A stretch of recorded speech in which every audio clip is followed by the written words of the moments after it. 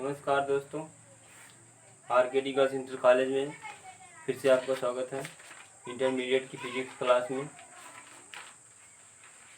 आपको पढ़ाया गया था वैद्युत फ्लक्स।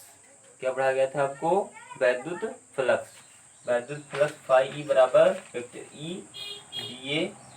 ठीक है, फाई बराबर क्या पढ़ाया गया था? फाई बराबर ई डी ए पढ़ाया गया था आपको। अब मान लीजिए जो आपका क्षेत्रफल है, ठीक है, जो आपका ये क्षेत्रफल होगा, ठीक है, ये क्षेत्रफल, इसके मान लीजिए ये जो आपकी वैद्युत फ्लक्स है ये अभिलंबवत निकल रही है, ठीक है, तब तो आपका फाई ई बराबर ई डी ए होगा। यदि अब मान लीजिए कि यदि जो क्षेत्रफल आपका है, जो क्षेत्रफल वेक्टर आपका है, मान लो क्षेत्रफल वेक्टर डी ए जो आपका है वह क्षेत्र से थीटा कोण पर है, थीटा कोण पर है, तब क्या होगा आपका? फाई ई बराबर आपका हो जाएगा E D A cos theta. क्या हो जाएगा आपका? ई डी ए कॉस थीटा हो जाएगा। अब विशेष स्थितियां, कुछ कंडीशंस होंगी, विशेष स्थितियां।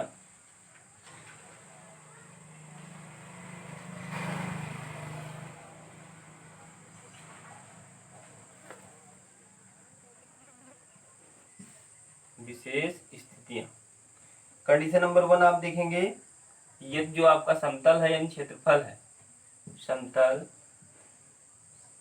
आपका जो समतल है, समतल पृष्ठ, समतल पृष्ठ वैद्युत क्षेत्र ई के अभिलंबवत हो, वैद्युत क्षेत्र ई के लंबवत, लंबवत हो, तब आपका थीटा बराबर क्या हो जाएगा? 90 अंश। क्या हो जाएगा? थीटा बराबर तब क्या हो जाएगा आपका? 0 अंश हो जाएगा। क्या हो जाएगा? 0। ठीक है, अगर उसके लंबवत हो जाएंगे तो थीटा बराबर आपको क्या हो जाएगा? 0 अंश हो जाएगा। तब फाई ई बराबर क्या होगा आपका? फाई ई बराबर आपका हो जाएगा ई डी ए कॉस 0। ठीक है, फिर फाई ई इक्वल टू आपका क्या होगा? ई डी ए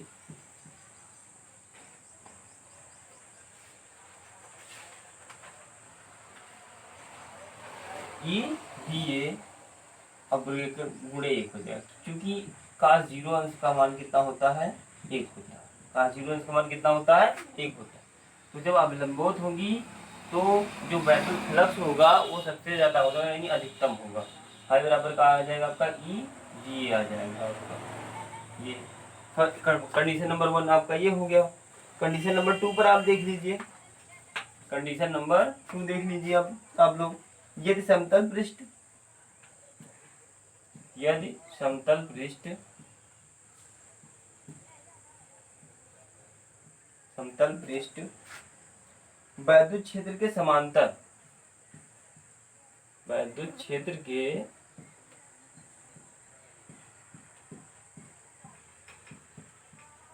समांतर हो, तब आपका क्या हो जाएगा? थीटा बराबर 0 अंश हो जाएगा, थीटा बराबर 90 अंश हो जाएगा। थीटा बराबर क्या हो जाएगा? 90 अंश हो जाएगा। तब आप जानते हो फाई ई बराबर आपका हो जाएगा E D A cos 90। Phi E equal to आपका हो जाएगा ई डी ए गुणे 0, चूंकि cos 90 का मान कितना होता है? 0 होता है। cos 90 अंश का मान कितना होता है? 0 होता है। अब किसी संख्या को अगर 0 से गुणा करोगे तो क्या हो जाएगा? सब 0 हो जाएगा। ठीक है, तो फाई बराबर का हो जाएगा 0। तो यहाँ पर वैद्युत फ्लक्स क्या होगा? मिनिमम होगा। क्या होगा? मिनिमम, सबसे कम होगा। ठीक है, यहाँ पर वैद्युत फ्लक्स सबसे कम होगा। ये आपकी दो कंडीशंस थी, आपने देखी। अब वैद्युत फ्लक्स की मात्रक और बीमा हमें देखना है। वैद्युत फ्लक्स का मात्रक और बीमा हमें देखना है। ठीक है। वैद्युत फ्लक्स क्या है? वैद्युत फ्लक्स वैद्युत बल रेखाएं ही हैं। जब उन्हें किसी क्षेत्रफल में से गुजारा जाता है तो क्या बन जाती हैं? वैद्युत फ्लक्स बन जाती है।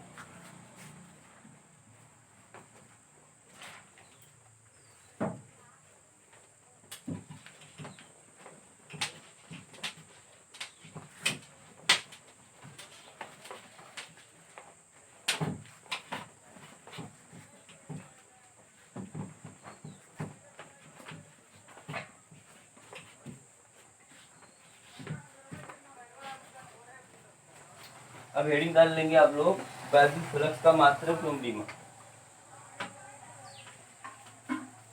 वैद्युत फ्लक्स का मात्रक एवं बीमा। वैद्युत फ्लक्स का मात्रक एवं बीमा। परिभाषा से हम जानते हैं, परिभाषा से हम जानते हैं, क्या जानते हैं? परिभाषा से हम यही जानते हैं, देख लीजिए आप लोग, कि फाई ई बराबर आपका होता है ई, फाई ई बराबर आपका होता है ई, और पूरा क्षेत्रफल ले लेंगे तो क्षेत्रफल को हम पूरे क्षेत्रफल को ए कह देंगे, तो फाई ई बराबर आपका ई ए होता है। क्या होता है? ई ए। जहां पर आप लोग जानते हो ई क्या है और ये क्या है। फाई ई क्या है? फाई ई वैद्युत फ्लक्स है, ई वैद्युत क्षेत्र है, और ये क्या है? क्षेत्रफल है। ठीक है। अब हमें जैसे इसका मात्रक निकालना हो तो फाई ई का मात्रक बराबर आपका क्या हो जाएगा? फाई ई का मात्रक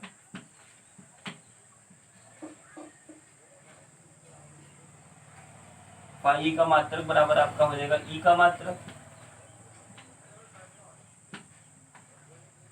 गुणे ए का मात्रक, ए का मात्रक। ध्यान देंगे आप लोग।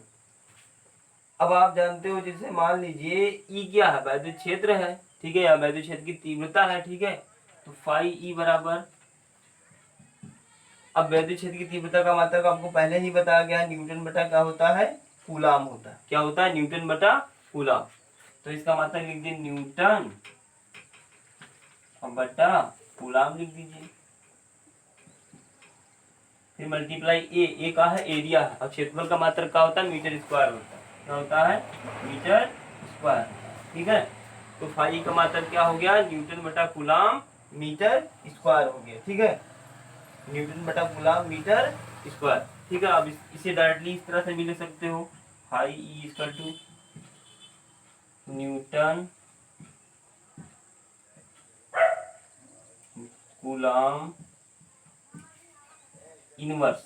इसे ले जाओगे तो ये ऊपर माइनस में हो जाएगा, एक और माइनस में, इंटू मीटर स्क्वायर। ठीक है, फाई का मात्रक क्या होगा? Newton coulomb inverse metre square. Phi क्या है? आपकी वैद्युत फ्लक्स है, तो वैद्युत फ्लक्स का मात्रक क्या होता है? न्यूटन कूलाम मीटर स्क्वायर, और या फिर न्यूटन बटा कूलाम इंटू मीटर स्क्वायर। इस तरह से भी लिख सकते हो। अब इसका बीमा देखिएगा, निकालेंगे बीमा कैसे निकालेंगे हम, ध्यान दीजिए आप लोग। न्यूटन की यानी बल की बीमा क्या होती है?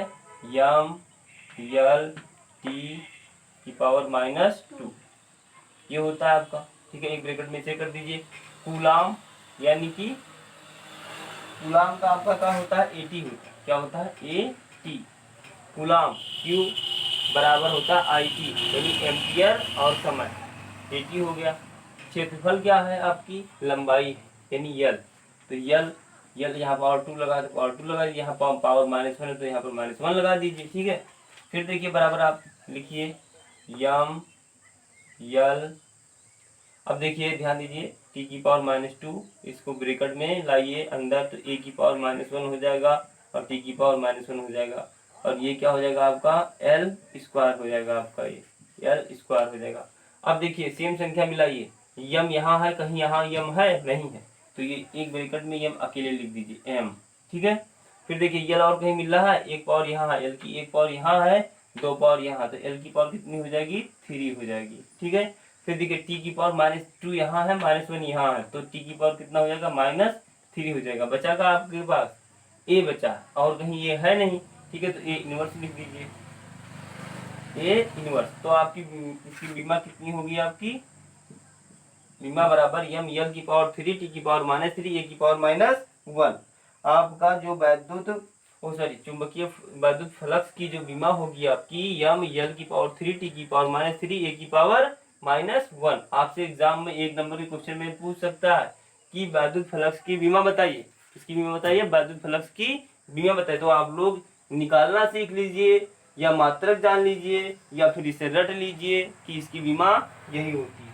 आपको बताना रहेगा वहां पर, आपको वहां बताना रहेगा।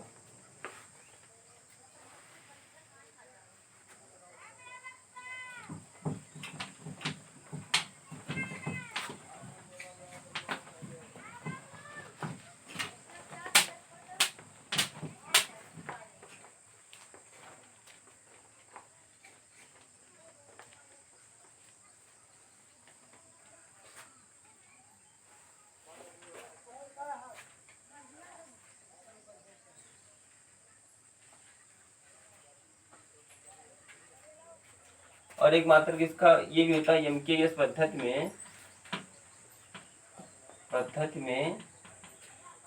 फाई ई का मात्रक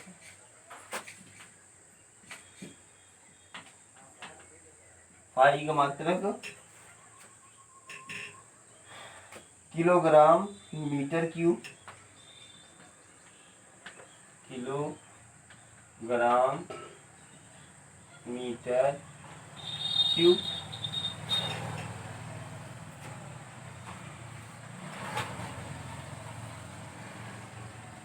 सेकेंड की पावर -3 एम्पियर की पावर -1।